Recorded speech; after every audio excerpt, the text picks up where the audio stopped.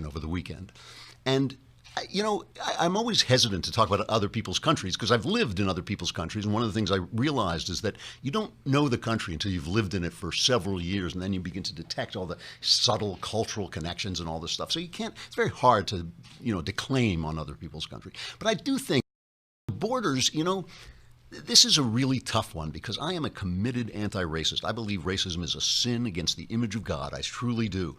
But I also believe that France is made of French people. America is not made of, English people. America is made of anybody who will embrace the Constitution. It has been that way from the beginning. It has always been that way, that you can come here and, did they envision that the world would get as vast and as many people would come to America as have come? I don't know whether they envisioned that or not, but the fact is that has always been true of America, that you can come here and become an American.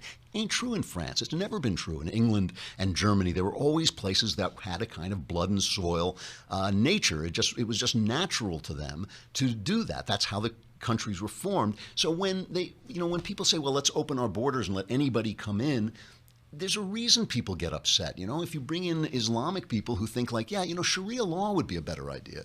Maybe that's not such a good thing. I mean, for me, it's all about the ideas, but I can understand why in France there's a racial element or at least a cultural element to it. I can understand why in England, I don't think there should ever be that element in America, but I can understand why European countries might, embrace a little bit of blood and soil and get out of hand still. But this is the problem. See, this is the thing. When a realignment like this comes,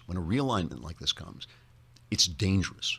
It doesn't mean it's wrong. It doesn't mean it won't result in good things. It's dangerous. And what is at risk is liberty. That's what's at risk because